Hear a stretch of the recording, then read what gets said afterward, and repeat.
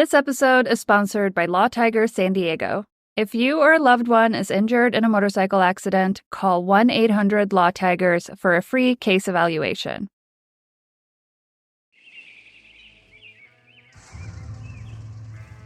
Hello and welcome to another episode of The Scenic Ride. This is a podcast where we explore some of the most epic motorcycle rides in North America and beyond. My name is Hana. Today we're going somewhere warm, which sounds really nice right about now. I'm in San Diego, but it's been raining all day today, and that's not what I signed up for when I moved here. So anyway, let's take a little trip to Hawaii. I've personally ridden motorcycles on 3 of the Hawaiian islands, Oahu, Maui, and the Big Island, and today we're going to be visiting 2 of them. I'll be joined in a little bit by Genevieve Davis, who is a motorcycle photographer and a dear friend of mine, and she lives on the Big Island. As you guys know, I like to focus on one specific road in each episode, but we're going to do something a little different today and highlight a few really good motorcycle roads in Hawaii. So let's get into it.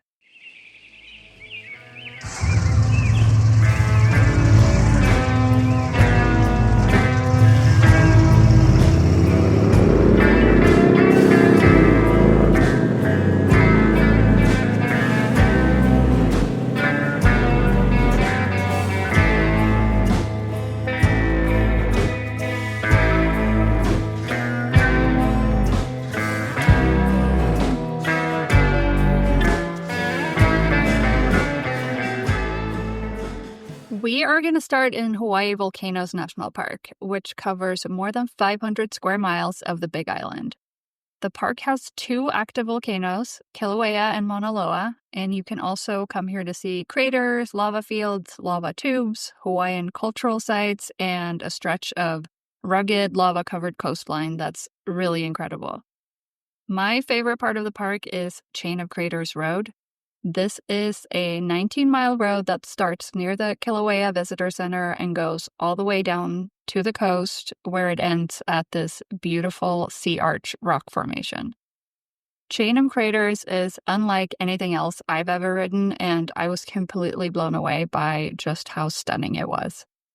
The road starts out in a forested area, and you ride past several craters, which explains the name of the road.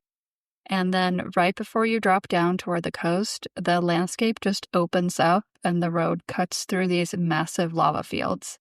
It's a very cool contrast to the Pacific Ocean. There are no services along Chain of Craters, so even though it's not a super long road, it is out and back, so just make sure you have enough gas and snacks and water with you. Next, we're jumping over to Maui, which is one of those perfect tropical vacation islands where people go and stay in fancy resorts and do vacation activities. But as someone who doesn't like to sit still for very long, I appreciate Maui because of all the amazing riding you can do there. The road to Hana is probably the most famous road on the island. It's super twisty and takes you along the coast through this incredible tropical rainforest Jurassic Park landscape.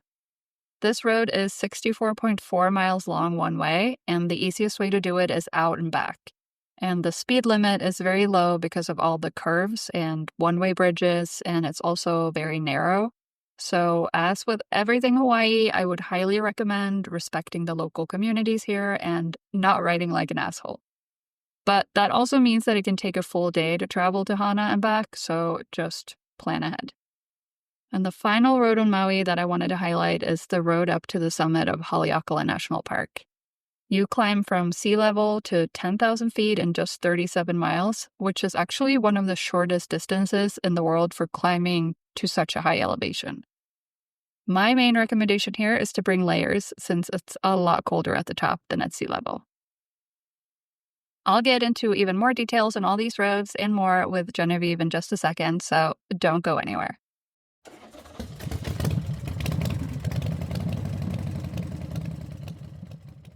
Okay, I'm here with Genevieve Davis, who is an incredible photographer and motorcycle adventurer and all-around amazing human, and she lives on the Big Island. Hi, thanks for coming on the show. Hey, Sana, thanks for having me. So glad to see you. Yeah, same. Can you tell people a little bit about who you are and what you do? Yeah, so my name's Genevieve, as Sana introduced me. I'm a professional commercial photographer. I specialize in outdoor action sports. And for a long time, I specialized in the women's motorcycle industry. So that's really fun. I'm also myself a motorcyclist, ridden cross country a few different ways and all over the world and in Hawaii with Sana as well for a lot of those adventures. Um, and I'm also a marine wildlife tour guide. So I do tours here in Hawaii. We do giant manta ray tours at night, and we do reef tours during the day. So we see a lot of different marine creatures, and I talk a lot about all the fabulous animals that we have here. And you also have a lot of fabulous animals in your home. I do. I have one in my lap right now. Oh, he's But so I cute. run a little DIY dog rescue out of our house. We have 6 animals right now, so it's a zoo, it's chaos, but, luckily my partner's just as psycho as me, and, we do it together. That's amazing. So like you mentioned, you and I have been on many motorcycle adventures together over the years, and for some reason, we have this almost uncanny ability to get ourselves into some type 2 fun. Like one time we tried to ride to the Grand Canyon and we got snowed in and had to turn around. Another time we got stuck in Mexico because of a sandstorm. Why does that keep happening to us? Because we're God's favorites. Just kidding. I don't know, but you know what, Sana? Like, those are the kinds of stories I feel like that make cross country motorcycle trips like so memorable to me. It's a little sketchy because it's right on the edge, and I feel like if anything actually bad had happened to either one of us, we'd be telling a different story. But I like myself and am a type 2 junkie, so um I feel like our trips specifically are some of my favorite trips just for the plot, you know what I mean? So, um, yeah, I love, telling people about, our motorcycle adventures and thinking back on, all the amazing places we've been and, crazy weather we've come across during that time. So for this episode, I wanted to focus on 2 trips we've done together that went super smoothly. So that's completely off brand for us, but Yeah, very for some unlikely. reason, yeah, but so nice too. Other than one of the trips, I was super sick the whole time, and then when I left, I think you got sick, and I still Yeah. feel really bad about that. But anyway, the first one was last year. I came to visit you on the Big Island, and we took a little motorcycle trip down to Hawaii Volcanoes National Park. And then I think it was the year before that, or about a year prior, we both met up in Maui, rented bikes, and did Haleakalā National Park and the road to Hana, which were both incredible. So I wanted to talk a little bit about those roads as well. But let's start with volcanoes. You'd been there before we went, right? Yeah, I have a few times. I think a lot of people who've been to some of the other Hawaiian islands are maybe a little shocked when they go to the Big Island because it's so different from like Maui and Oahu and the kind of tropical lushness that you think of when you think of Hawaii. How would you describe the Big Island to someone who hasn't been? It's magical. I mean, I obviously it's my favorite island. I live here. One of the cool things about this island is we have something like 8 out of the 11 microclimates in the world. Depending on who you talk to, some people say it's 11 out of 13. I don't know the actual number. I tried looking it up and it's still like kind of varies depending on what you're reading. But to kind of boil it down, there's multiple different microclimates within our like 4,000 square mile island. So where I live, for example, in Waimea, it's like 60 degrees and raining a lot of the time. But if you were to drive 20 minutes west, it would be like desert on the beach climate. So everywhere you go within the islands has a different climate and very short succession within each other. I'm like sitting here looking out my window, looking at Mauna Kea, and there's snow on top of Mauna Kea. Nobody thinks of snow when they think of Hawaii, but it's one of the things that makes this place to me so magical. Um, and it's one of the ways that I like keep from getting island fever. Like if you want to have a different scenery, a different climate, there's mountains to climb out here with the volcanoes. So that's just one of many magical qualities about the Big Island that's a little bit different from anywhere else in Hawaii. One of the other things I will say about the Big Island is It's often confused with Oahu, and that was me too. Before I came out here for the first time, always assumed the Big Island is big, overdeveloped hotels, all of these things. But we actually are pretty rural still, especially compared to places like Oahu. There's just a lot of country out here, and the island, because it's so new and the lava is so hard to develop on, it's remained relatively undeveloped, and I love it for that reason. What's the motorcycle culture like? Do you actually know people to ride with out there, or like what's it like? Yeah, so there are clubs. I see them out here, and I've ridden like I went to a meetup at on Easter like a year or so ago and rode with like the big dogs, like Polynesian Hawaiian clubs, which was super fun. But I am not like a traditional club person, and I've personally struggled to find especially like women to ride with out here. I have one friend, Kelly, who lives in Kona, that rides, but she travels for work a lot. She's a model. And so I end up riding out by myself out here a lot. I'm still looking for, especially women to ride with. If there's anybody here that knows anybody on Big Island that wants to ride together, I'd love to get together. But yeah, it's what makes it so fun when like you came, Sana. It was like such a fun experience to be able to share the beauty of this island as a motorcyclist with somebody that I know that would appreciate it on two wheels. It is such a great island for riding too. I mean, let's just like dive into Chain of Craters Road, which is what I'm focusing on in this episode, which is just such an incredible experience. Like you mentioned the lava fields and how hard it is to develop, and a lot of the scenery in the park in Hawaii Volcanoes National Park is just lava fields and craters and like devastation from volcanic eruptions, and it's so beautiful. So Chain of Craters Road is only about 19 miles long, but it's out and back, so almost 40 miles round trip. We rode that whole road from the visitor center all the way to the end where it reaches the coast. Do you have any favorite parts of that road that really stick out to you? I mean, that was such a cool experience for me because I had still not ridden that road with myself at all. So to be able to do it with somebody that I've experienced so many amazing trips with, and to like kind of have the experience that I had, which was like I was blown away. I had no idea what to expect because when you start, you're at the top, kind of in the forest area, at a higher elevation where it's very lush. It kind of looks like the land before time, like you're seeing giant ferns and these plants that you feel like have been there since the Jurassic period, may have been there since the Jurassic period, and then you are riding down this road into the lava fields where it gets really, the climate changes again with those microclimates, and the scenery changes. Like you're not getting that green lushness anymore, but those very dark, beautiful pahoehoe lava fields that are just out of this world. It feels like you're on a different planet. And then on top of that, you're seeing the ocean from from the lava fields, and then being able to ride all the way down to the ocean and see that keyhole structure. That was probably my favorite part. Um, at the end of the road, there's like a walkout that you can go see, like a keyhole rock structure within in the ocean, and that was really cool. Like a sea arch. Yeah, sea arch, Yeah. like what you call it.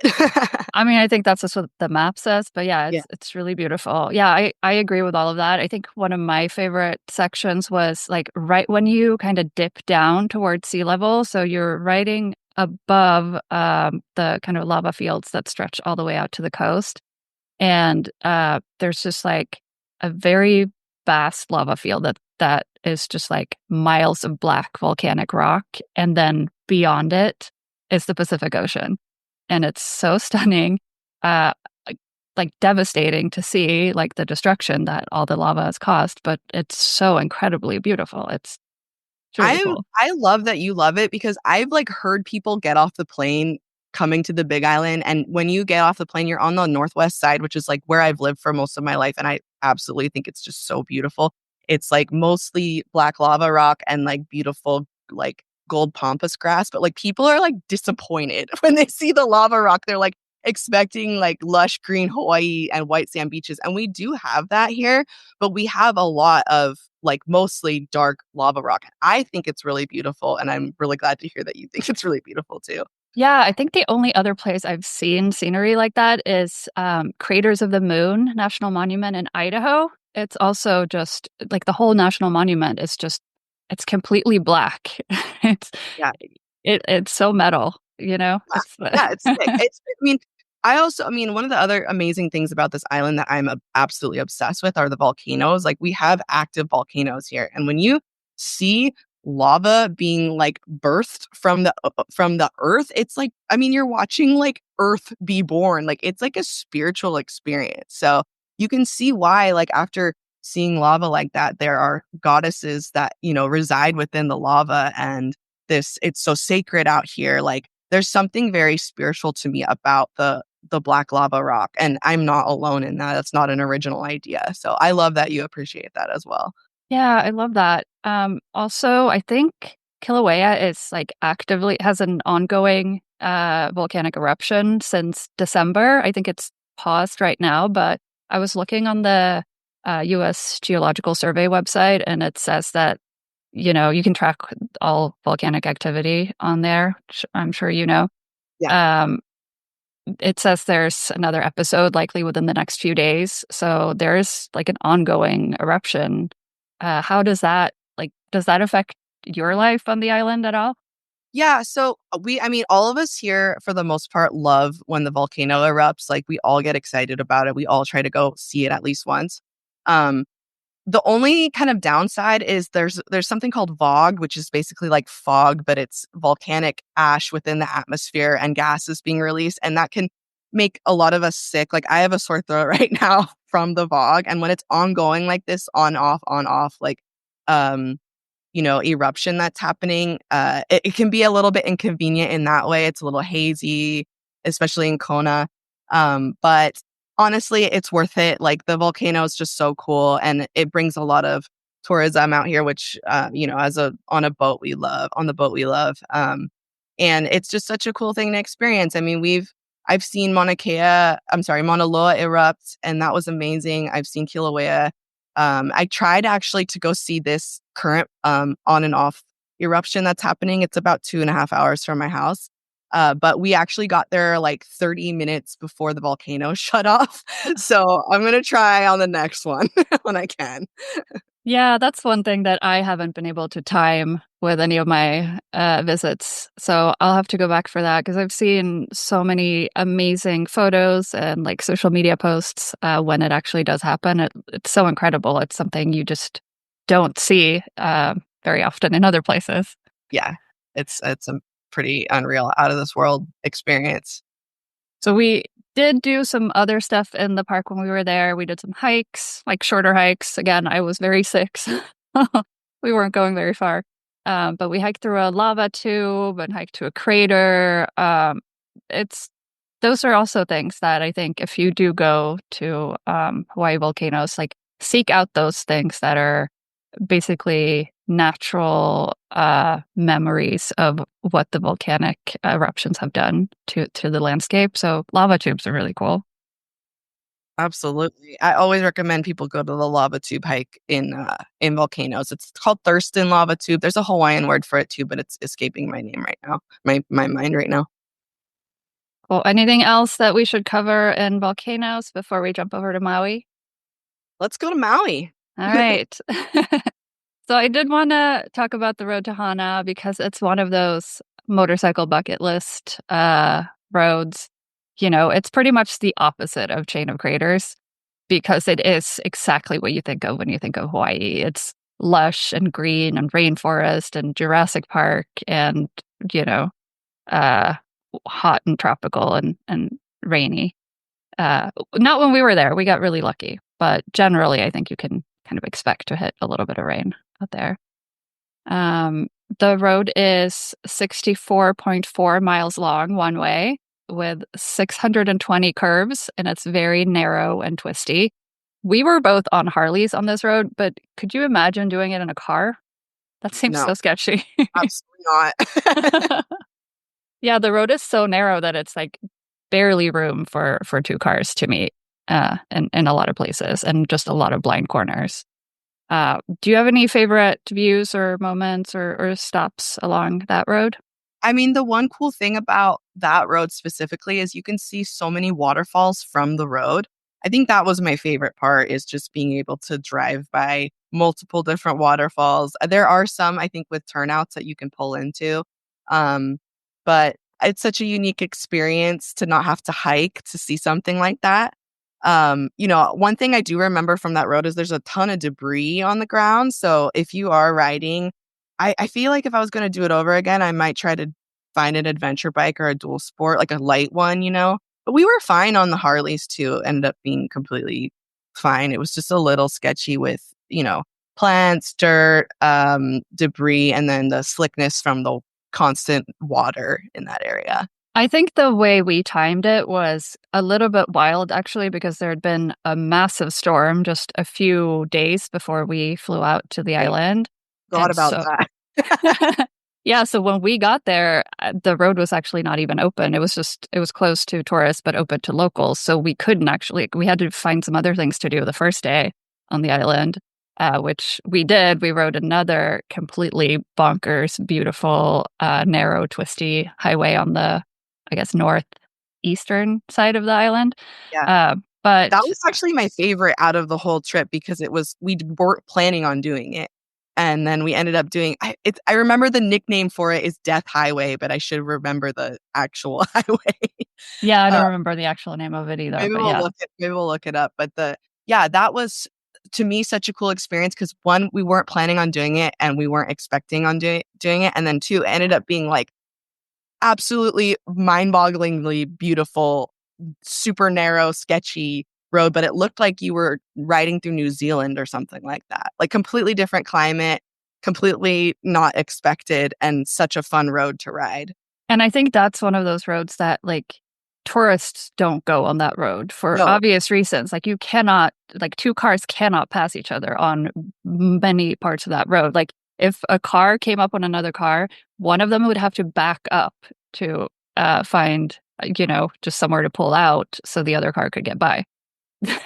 I can't imagine driving that in a car. That would you be so couldn't pay sketchy. me enough to drive that in a car. Like Yeah. it felt really sketchy. It felt sketchy on the bikes even, but at least we had a smaller vehicle to navigate in. Yeah, we could squeeze by the cars when we needed to, but coming around some of those blind corners and not knowing whether there would be cars or not, it was definitely not for the faint of heart. And I do think it's similar. Road to Hana is a little bit wider. It's definitely a lot heavier. Like traffic is a lot heavier there, especially I think if you go on the weekends. But I do think we got lucky because it did open up for us after that storm. And then there were some debris and stuff, and road crews were cleaning off the like fallen trees and branches and stuff like that. But whenever we were stopped because of the road crews, we could just go to the front of the line because we were on bikes. And then when they opened it back up, we basically had the road to ourselves. So yet another benefit of being on a motorcycle on this road. We crushed it that trip. We got really lucky. I think we did. And then we did make it all the way to Hana and did a little hike out there to this a beautiful kind of somewhat hidden red sand beach and just jumped in the ocean, which was such a nice reward after that long, crazy road. Yeah, that was epic. I was that at the end of Road to Hana? I feel like completely forgotten, but that was such a cool experience and that beach was so like private and just unique with the red sand and beautiful like green water. I feel like that was the best day ever. It really was. And then, I mean, yeah, that was in Hana. So that was at the very end of the halfway point of our trip, because then we had to turn around and go all the way back again. I think what you said about having a dual sport or an adventure bike it would come in handy if you want to, instead of going to Hana and then turning around and coming back on the East Coast, you can go south and go around, but you can't do that in like most rental cars won't allow you to do that. You can't. I don't think it would be a good idea on a Harley generally because I think it's a lot of like dirt and like sandy roads on that southern tip of the island. So we did the smart, responsible thing on our rental bikes and turned around and went all the way back again. Um, Yeah, and that wasn't bad because then you just get to see all that epic scenery all over again. oh, So 100%, no nobody's regrets. mad at it. The only thing I would say is that it is a very long day if you do it that way because, speed limits are like 25 miles an hour for most of this road. So even though it's only about 120 miles round trip, it takes a long time, especially because you want to stop and, do some hikes and jump in the water and enjoy the scenery. So it was a long day. I would maybe recommend if someone else is doing this to stay the night in Hana if they can, just to really be able to enjoy it. But it was fine the way we did it. Yeah. I think was that the day when we were done. We went to a sushi restaurant after, and we were both like sitting on the floor crying almost from exhaustion. I do remember that. Oh my gosh, I've forgotten so much. Yes, that was that day. Well, I don't think I've ever had a better tasting meal than after Oh, that very it long was day. honestly it's funny because, in my head you think like, oh, the trips that I've traveled the longest for are the best ones, but that trip to Maui, it's literally a 30-minute flight from my house, and I wasn't even sure if I was going to come until the day before because I had work stuff come up, and it might be my favorite motorcycle trip we've ever done. It was really incredible. I mean, the riding on Maui is so exceptional. Like the roads are insane. They're so twisty and so scenic. And if you just avoid some of the most touristy areas, like it is just I mean, it's incredible. It's some of the best riding I would say I've done as well. So one of the reasons it's so good too is also Haleakalā National Park, which we did also. And we also got really lucky there because Haleakalā was closed when we got to the island too because of the same storm, and they just opened it up in time for us to do it. Um, so we don't have to get too deep into like what that ride was like because I think we're already running Sorry. a pretty long conversation. But um, that road is really incredible, riding up to the summit of Haleakalā, where there's a big crater that is one of the most beautiful views I think I've ever seen in my life. And you're climbing from sea level to 10,000 feet in just like, 30 miles or something? It's so quick. Um, and when we were at the top, riding back down, we were riding twisties above the clouds. That is one of the coolest things I've ever done.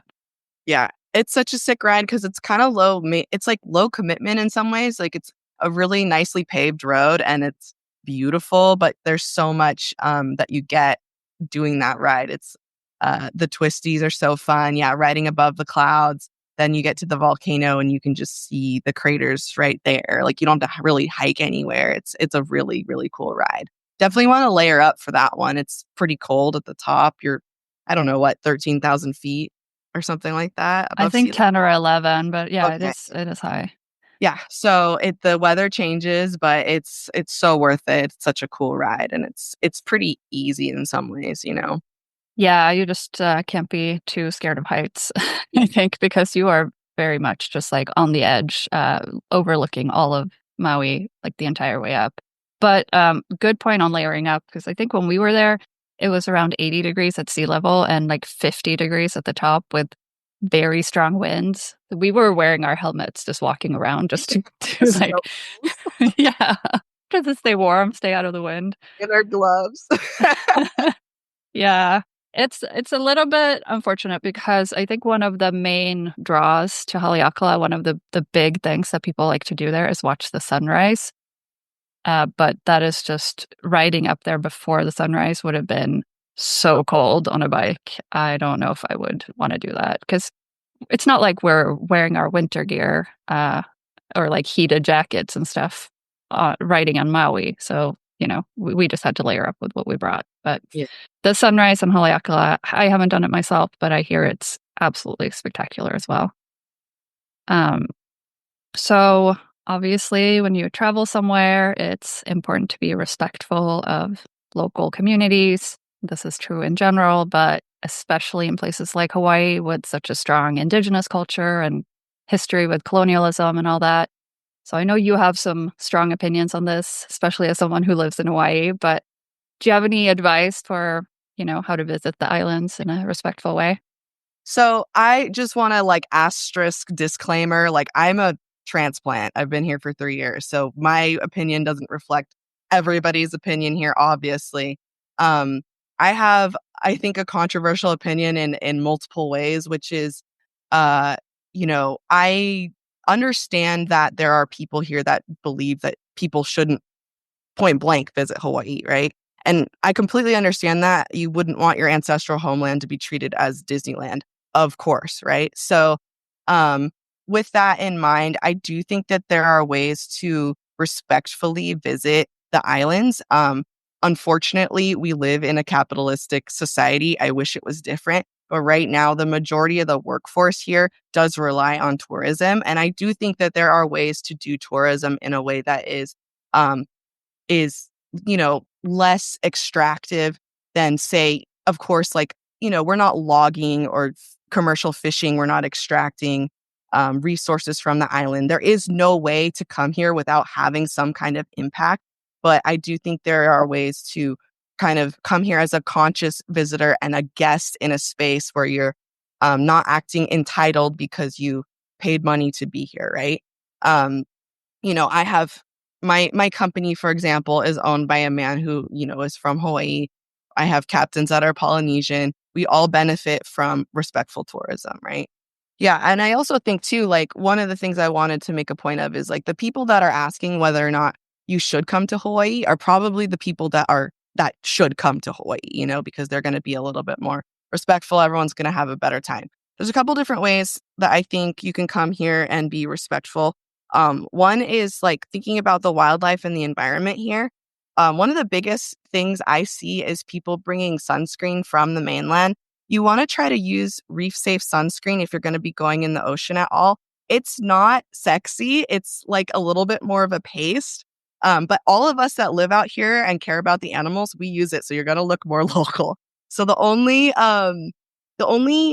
active ingredient in your sunscreen should be zinc oxide. Anything else beyond that, it's not good for the reef and it's not good for you. If you're just going to be lounging at the pool all day, you can use whatever sunscreen you want. But that's like one way I think that we as visitors can respect the animals and the reef when we come to the ocean. The other thing to do a little bit of research around your tour guides and the tours that you take out. A lot of tours out here will say that they are eco-friendly. And it's really hard to tell like kind of what's good and what's not. But honestly, just calling the company and having a simple conversation of like, hey, what do you guys do to kind of like protect the animals, protect the reef, like on your tours, anybody who's worth their salt will have no problem having that conversation with you.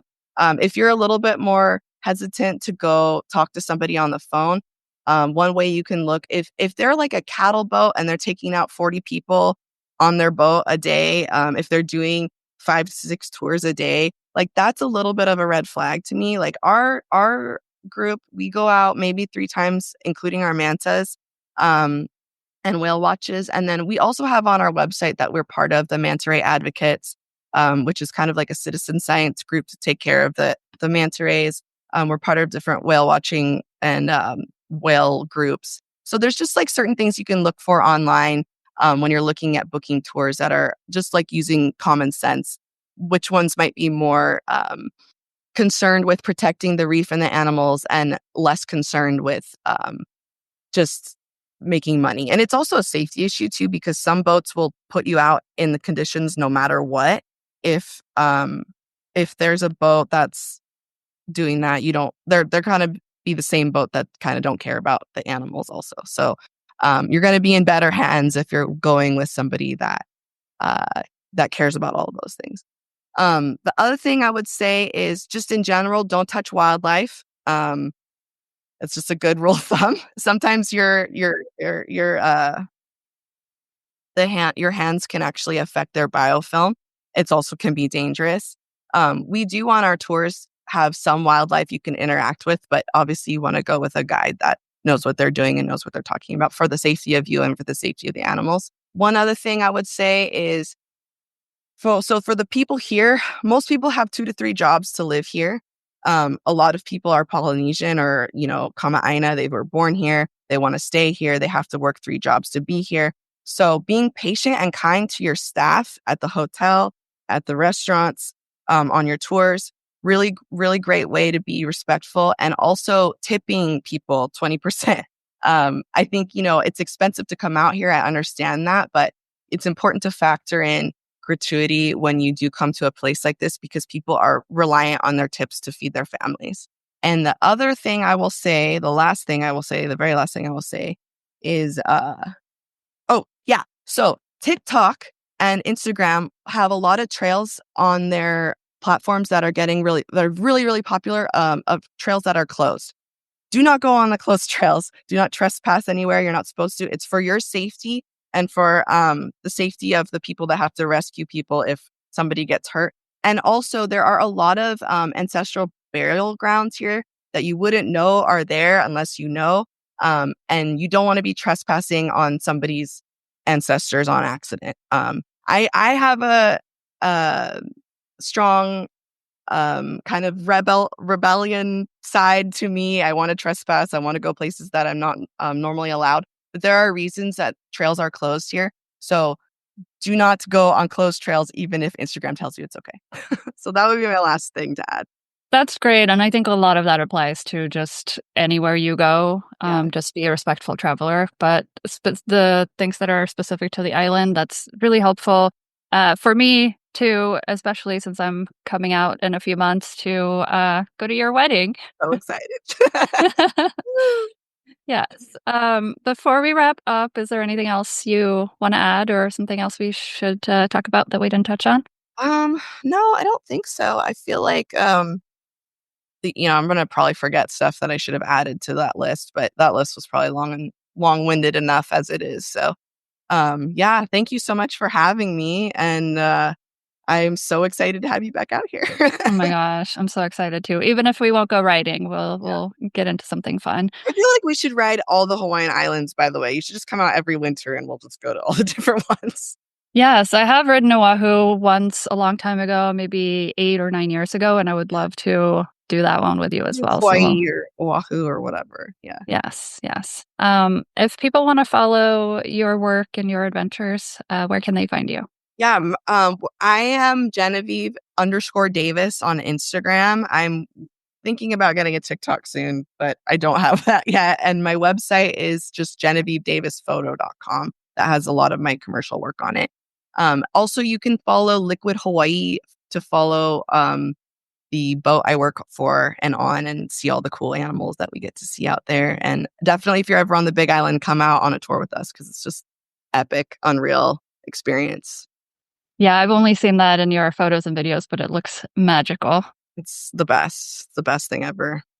Cool. Well, thank you so much for joining me. Yeah, thank you for having me. Appreciate you.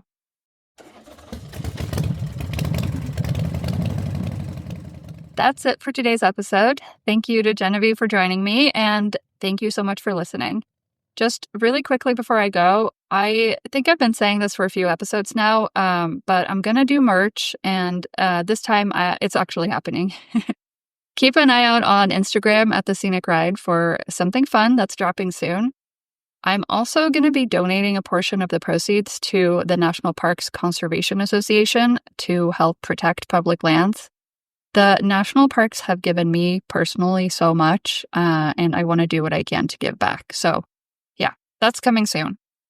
Okay, I'll see you guys in the next episode. In the meantime, enjoy the ride. The Scenic Ride is written and produced by me, Sana Bowman.